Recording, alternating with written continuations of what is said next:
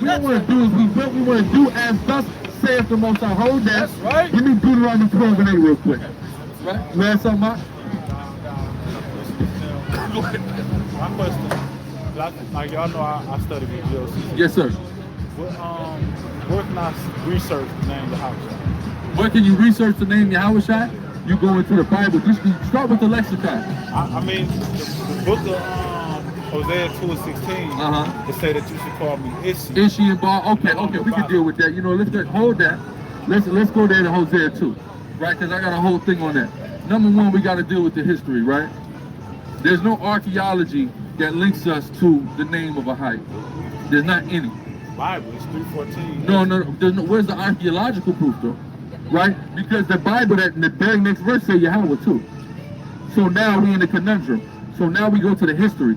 The God of Israel has always been identified in archaeology as Yahweh, right? When the Moabites, when they defeated us at one time, which is documented in the Bible in an archaeological finding called the Moabite stone, you know what they say? They say we defeated Yahweh.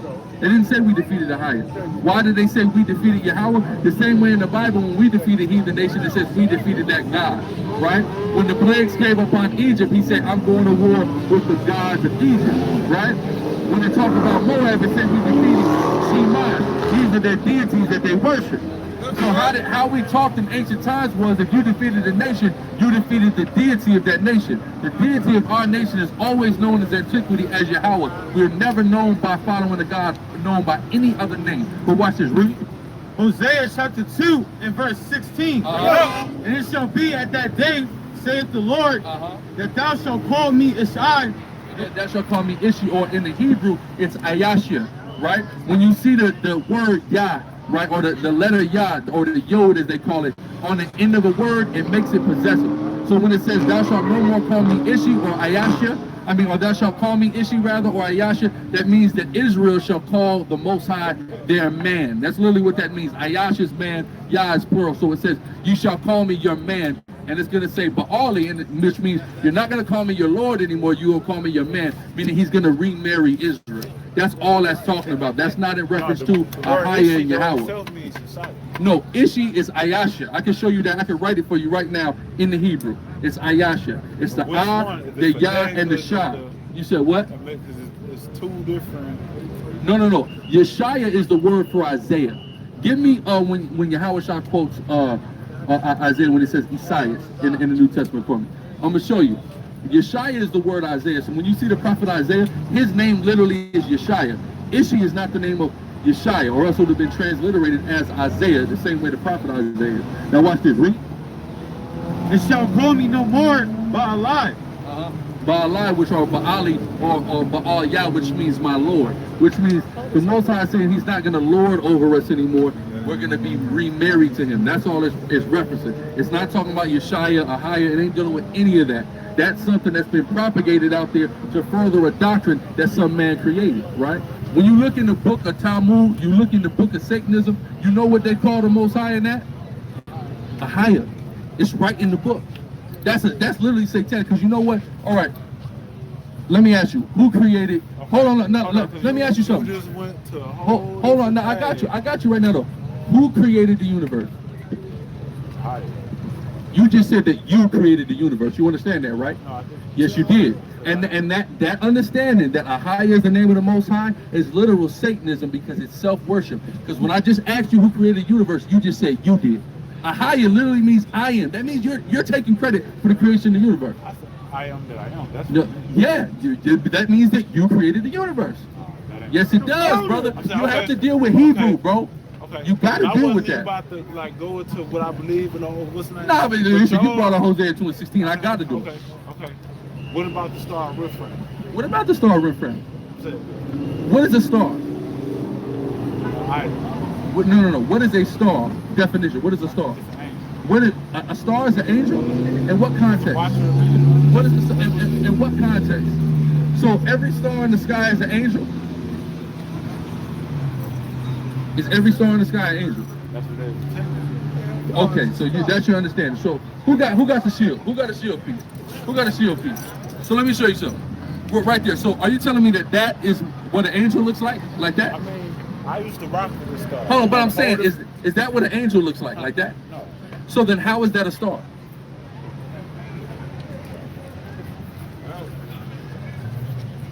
Okay, I'm gonna go to script because you. That's fine. They say you shouldn't worship nothing above, nothing below. Well, who worships this symbol? Does anybody worship this symbol? Do I have this painted in my house and I bow down to it and pray to it every day? No, I face the east and I pray to the Most High Yahweh. That's what I worship. It's still exalted though. How do I exalt it? Okay. Do you have you ever heard of the Lion of Judah before? Yeah. The tribe of Judah had signets. When you deal with our history, we wore signets, right? Like when Judah went and dealt with the harlot, remember, he left her his signet. That was a ring that was graven that had a symbol that represented him and his house. We dealt with that. We dealt with symbology that represented us and characteristics that we had. Where is that at? Where is that at? Go give me that in Genesis 38. And where was we at? You got Isaiah for me real quick? Real quick, let's read this to prove that Yeshua is not the name of the Messiah. Go ahead. This is Luke 4:17. And there was delivered unto him the book of the prophet Isaiah. The book of the prophet who? Isaiah. Which is the transliteration of Isaiah. Luke what? Luke, where is that at? Luke 4:17. Luke 4:17, right? Isaiah is the Greek transliteration of Isaiah, whose name is Yeshua, right? So if who? It's two different words. No, this is the Greek transliteration of Yeshua. The Hebrew word that you're referencing, Yeshua, when it's transliterated, yes, when it's transliterated into Greek, it is Isaiah, right? But the word Yahushua, which is Joshua, when it's transliterated into Greek, is Jesus. That's how we know that the Messiah's name is Yahushua and not Yeshua. Oh, it's transliterated as Jesus in the New Testament. What, Yahushua? Yes. Jesus is a... Give me Acts 7. Now I'm gonna show you something. We can't deal with rhetoric and meme scholarship, brother. I'm gonna literally show you as what is directly in the Bible. Call on Jesus. That's a. I didn't tell you to call on Jesus. I know. Yahushua is transliterated. You know what a transliteration is, right? It's transliterated as Jesus, right? That's not. Hold on, but it's transliterated as Jesus. His name is Yahushua, but it's transliterated as Jesus. Just like the name, no one's telling you to call on Jesus. I'm talking about Yahushua. That you told me translated into. It's transliterated into that. So I don't rock. Hold on, do you know what a transliteration is? What is it? A transliteration is taking the phonetic sounds from one language and literally putting them into another language, right? So it doesn't have any significance in that language. They call on Jesus. We're talking about Yahushua. We're talking the same way that, what's your name? Your government name, Keith, right? So Keith, your Hebrew name ain't the same as your English name, correct? But you can say, for example, you take your whatever your English name means and give yourself that Hebrew name. Does that mean Keith, I'm gonna call on Keith? No, I will call on your Hebrew name. But they have translated. This Bible was translated. We can't get around that, right? So give me Acts 7 where it talks about Joshua, the son of Nun, but it's gonna say Nave in there. You know what I'm gonna say? It's in Sicarii, but it's in Acts 2. Sicarii might be easier to find though, because it's like 43 right at the top. Okay, go to 43 too, because it's talking about the star of Renfrew. Hold on. We can deal with all that. But you just told me a star don't look like that, so you've already disqualified yourself out of that. No, hold on. Do a star got 6 points? Do a star got 6 points? Yes. But I thought a star was an angel. Hold on. Bring it out. Does a star have 6 points, or is a star an angel, brother? A star that they made, that the image that they put, it got 6 points. No. I thought a star was an angel. In the book of Enoch. No, that's fake. I don't deal with that. You don't. I do. Well, can you prove to me in antiquity that is the book of the prophet Enoch? What historical references do you have to substantiate that Enoch, the man that's written about in the book of Genesis, was the author of that document?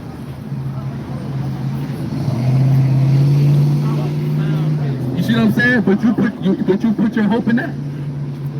I'm not put my hope in you. I'm not telling you to put your hope in me. I'm reading the Bible. It's very irresponsible. Hold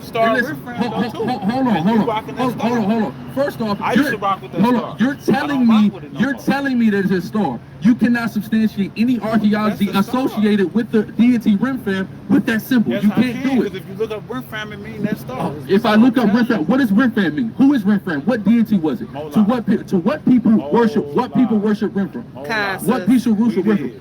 We worship Renfram. Who was Renfram the god of? Who was Molech the god of? Solomon was praying to Renfram.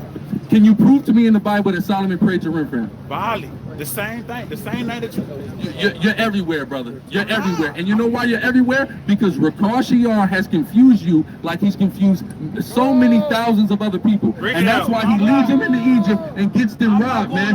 Yes, you are. Rakashiyar, like you said, you following GOCC, they are deceiving your mind, brother. You need to purge your mind of these doctrines, man. Because you see how unsound they are in the Bible? That means Jesus.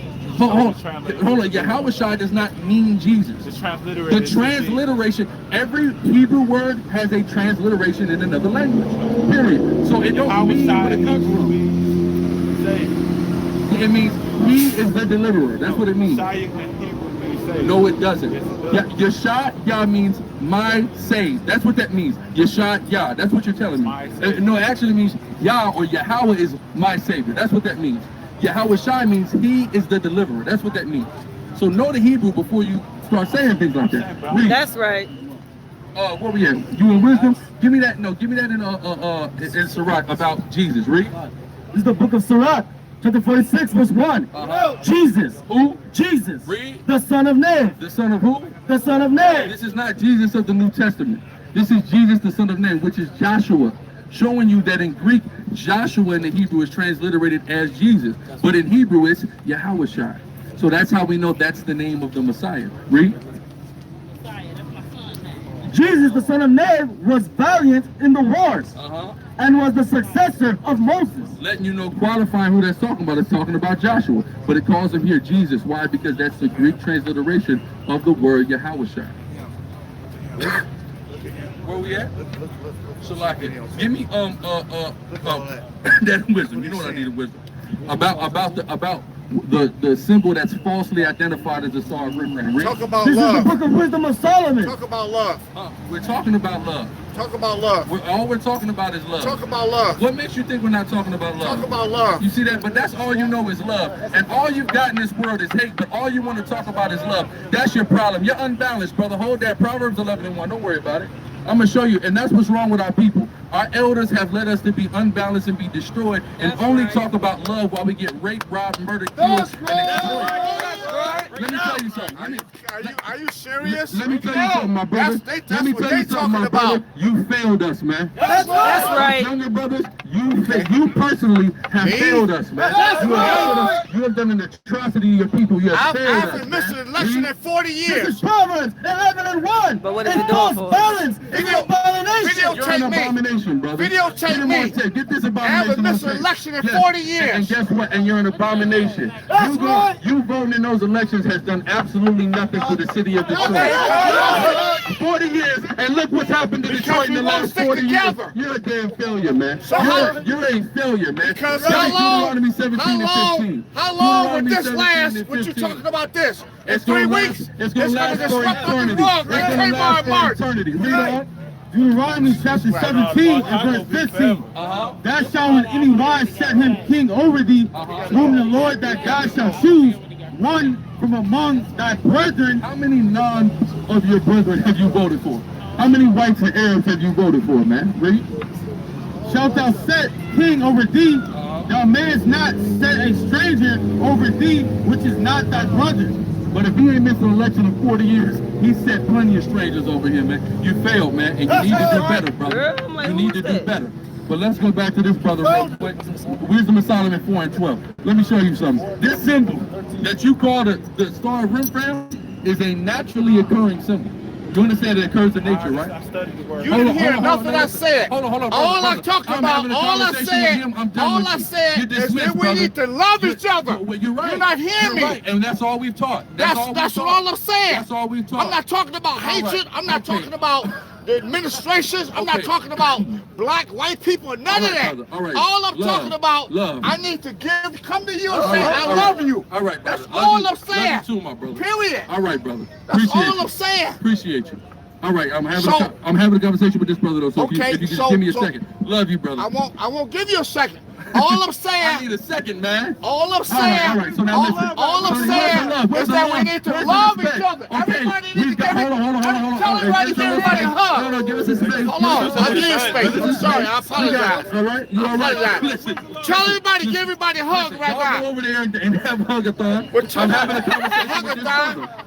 I'm having a conversation with his brother. That's the bottom line, bro. It's love. I'm loving this brother right now, and you're trying to interfere with. Well, tell everybody to give each other a hug. Tell everybody to say we love each other. Let's do that. All right, look. Is that too hard for you?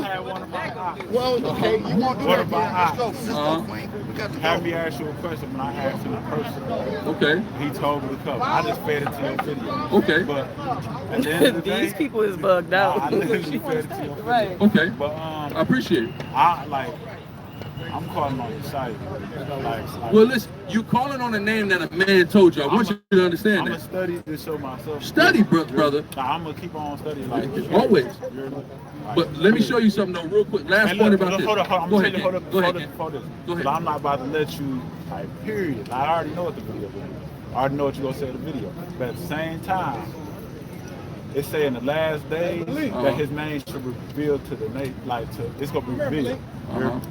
I can't remember where the scripture at, because I've been trying to find the last day my little brother. But at the same time, at the end, as long as I'm keeping them laws, statutes, commandments, and I'm walking accordingly, I'm helping widows, I'm helping the fathers, I'm doing what I'm supposed to be doing, I'm good. You hear me?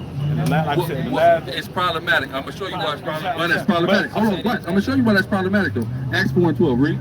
Acts chapter 4 verse 12.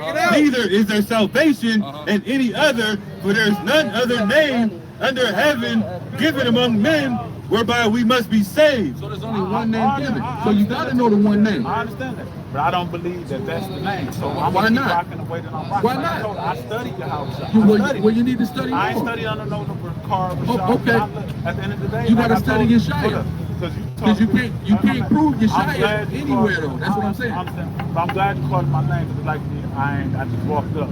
But at the same time, I'm not about to just my mind goes. Right. I'm thinking, and they say don't be emotional, but I'm just thinking like I said, at the end of the day, his name gonna be revealed to everybody. It's not just gonna be your camp that make it. Of course not. The guy from my church tried to tell me this GOCC. I'm like, no, bro. If a man keeping the law, statutes, commandments, he doing what he's supposed to be doing, he gonna make it. You hear me? So I don't.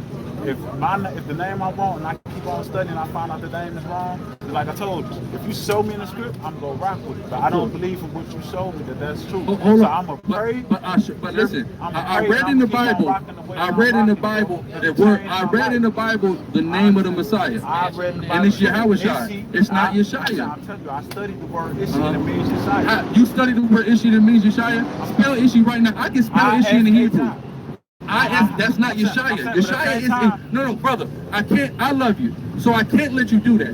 You either sadly mistaken or outright lying, saying that Ishi means Yeshaya. It don't mean that. Ayashya is not Yeshaya. Ishi is Ayasha, meaning my man, not my savior. That's a whole different word, brother. It's made up of different characters. Yeshaya in the Hebrew is the Yah, the Shah, the Yah, and the Ha, right? Versus Ayah, which is Ishi, which is the Ah, the Yah, and the Shah. It starts with an entirely different word, King. Okay, you got two different Hebrews, right? You only got one. You got phonetic, and then it was something else. I can't think of it. Well, different. It was one before Catholic, different right? dialects. Yes, sir. Yes, sir. That's why it's two different names that they called them on. No. Or a couple different names. No, you're right. Ishi though in Ayasha, that's how you take it back. Ishi is Ayasha, not Yeshaya. That's it. But you agreeing that it's two different names? Two different Hebrews, right? Well, there's different pronunciation though. Yeah. Okay, so that's what I'm saying. So the understand that you might be going through is one that I might not be. But it's not the same thing as like saying Yahweh and Yeshua. That's dealing with pronunciation, but those are the same words. It's different pronunciation. Saying Ishi is Yeshaya, that's just wrong. That's just not true. It's different Hebrew characters, brother. You're drawing a conclusion that's not there, literally. That's why I'm warning you. That's why I'm urging you so much, because literally, if you research Ishi, it's not Yeshaya at all. All you got to do is look at go to the lexicon, look up the word Isaiah, and look up the word Ishi, and look at them side by side. They're two different words, two entirely different words. So, like it's written, curse is man and trust is in man, right? That's right. Don't take my word for it, study it, but don't take some other guy's word for it, because I guarantee you, this whole Yeshaya thesis, it's not rooted anywhere in scripture. It's entirely was given by a man, bro. Right. It's entirely, because if you telling me that Ishi is Yeshaya, it's just not. There's no way around it. So you got to study to show thyself approved, like you said, and maybe the Most High reveal it to you. But at the end of the day, Ishi ain't Yeshaya. He gonna build this name. That's why I'm telling you. I'm just gonna keep rocking. Yeah, see, look, this is Ishi, right? And it means man, male, husband, human being, person, servant, mankind, champion, great man. What is that? It's a brown. Brown driver and bricks, which is the lexicon. The lexicon. This is how you find out the definitions of the Hebrew words that are made up to make the Bible. What lexicon is calling on say? It doesn't matter what a lexicon is calling on. You need to know what it says in the Hebrew, right? How you gonna find out what it says in the Hebrew? You gotta look up the definition. The lexicon is a tool provided to give you the definitions, King. That's right. Where did it come from? It came from Hebraic scholars. Hebraic scholars, people who speak Hebrew, classic Hebrew, that compiled this book. If we can't go off with the Hebraic definitions, we might as well just throw the Bible away because we have no clue what it's saying. If we don't know if we can't trust the Hebrew definition, how are we ever gonna know? And listen, even if you don't trust the definitions, it's fine, because Ishi and Yeshaya, if you just look at the letters that make up the word, you'll see it's two different words. It ain't the same word. So we can't, to come to the conclusion that Yeshaya is the name, you literally have nothing to substantiate. You see what I'm saying? There's nothing there. That's why I urge you not to. That's why I'm saying when it says Jesus, granted, we don't call on Jesus, but we understand Jesus is transliterated, the transliterated form of Yahweh. Every time I hear you say that, I can't mess with that. See, but that's because you're spooked out. You're spooked out. You spooked. You spooked.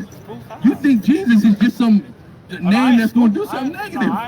It don't have no power. It's a Greek name. It don't have no power. Yeah, I know it don't got right? no power. But Yahweh got power. That's right. That's right. So you're gonna rock with what all the evidence points to.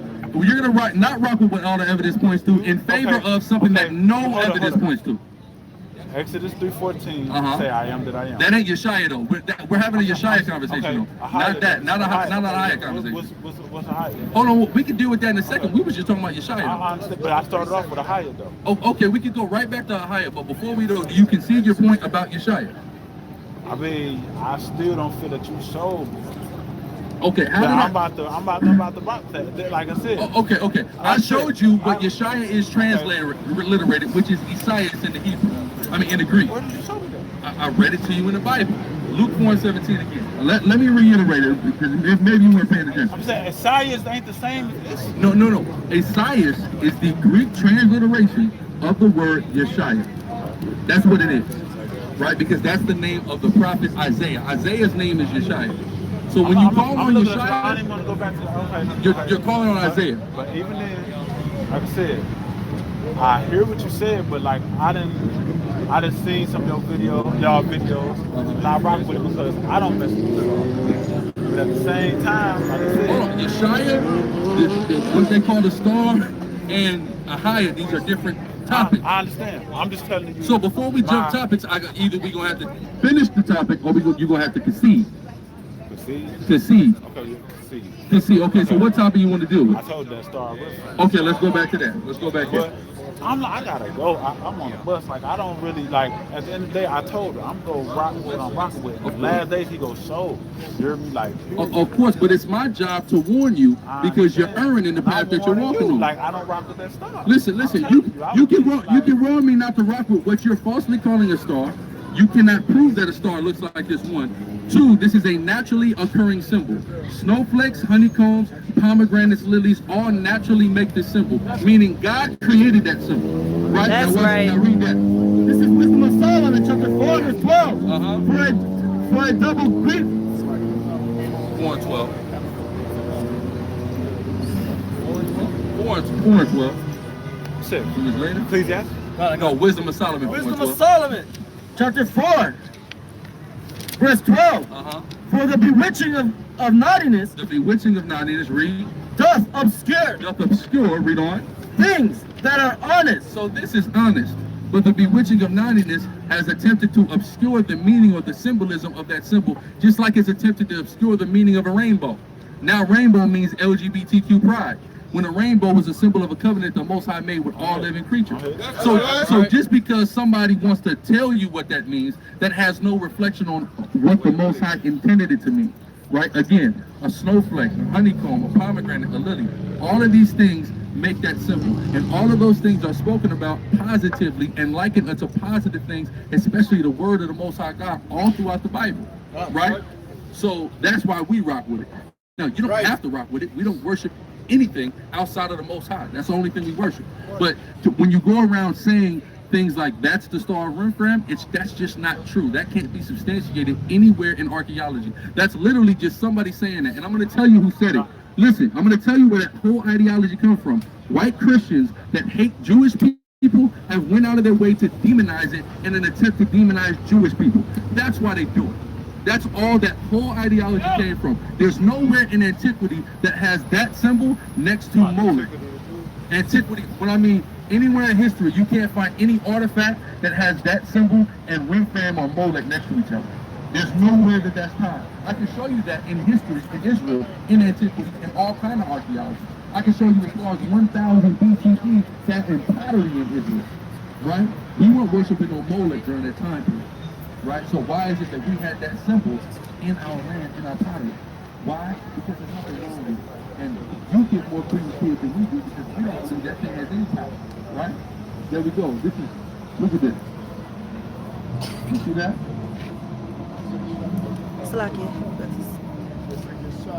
Yeshaya.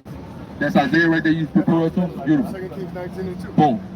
19 19 and 2. I know. Using the modern term when we're talking about that's the same. You gotta do with the Hebrew. Yeshaya. 2 Kings 19 and 2. You just look up the word Isaiah. Look up Isaiah. You're gonna see it. You see what I'm saying? You have precept? Go ahead. This is Wisdom of Solomon. 13 and 2. Chapter 13, verse 2. But deem neither fire or wind or the swift air or the circle of the stars. So the Most High said that the stars are a circle. They don't have points. So when people call it a star, they speaking in ignorance. 13 and 2. 13 and 2. When they call it a star, they speaking in ignorance. People have called it the Star of David. Then they got a 5-pointed star. This is that star. A lot of people don't even understand where the whole star concept came from. Because when you have the inverted, what they call the inverted pentagram upside down, all that is a goat's head. That's something different. That's dealing with fertility worship in Egypt. That's where that comes from. But even when you turn it right side up, there's plenty of flowers that look like that. The same way the so-called 6-pointed star has several flowers that naturally occur, things that look like it, right? When the Most High created all these things, what did he say? Give me Genesis 1, matter of fact. Genesis 1, and what is that, the 4th day? Give me the 4th, what he created on the 4th day. Baba Bouchard. 3rd or 4th? Is the 4th, the sun, moon, the star, at Genesis 1.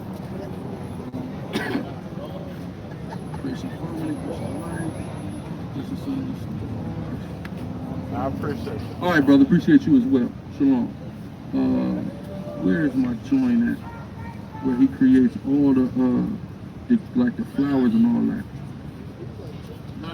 Salaki. 1 and 9? Give me 1 and 9. Salaki. Go on. Go ahead. This is Genesis chapter 1, verse 9. And the Most High said, let the waters under the heaven be gathered together into one place, and let the dry land appear. And it was so. And the Most High called the dry land earth, and the gathering together of the waters called these seas. And God saw that it was good. And God said, let the earth bring forth grass. Let it bring forth what? Grass. And what else? The earth yielding seed. Read. And the fruit tree yielding fruit after his kind, whose seed is in itself upon the earth, and it was so. And the earth brought forth grass and herb yielding seed after his kind, and the tree yielding fruit, whose seed was in itself after his kind. And God said that it was good. It was what? It was good. So if all those things were good, and this symbol occurs in all those things, that means it must be what? Good. It don't matter what the white man said, this is the seal of Solomon, and they bring demons. And first of all, that is madness, man. Right? Somebody prove to me you summon demons with this symbol. I would love to see it. The average person don't even know what summoning a demon. They got demons on them. They don't need to summon them. They already on them. That's right. So read. You gotta summon a demon. Nigga, you are a demon. Go ahead. 2 Corinthians 5 and 24. And of all the lands of the whole world, thou hast chosen thee one pit. And of all the flowers thereof, one lily. One lily, and the lily coincidentally makes this symbol. And if you look at it from the side, it makes the symbol what they call the saint symbol. That's another symbol people say is demonic, right? But in actuality, these are symbols that the Most High gave us. Right there, here we go. This is that pomegranate, right? These are symbols that the Most High gave us. You don't have to use them, but you can use them. But when you go around and falsely call them idols, now you're accusing brothers of idolatry that don't worship these symbols at all. And that's a heinous false witness to bear on somebody. So brothers got to be careful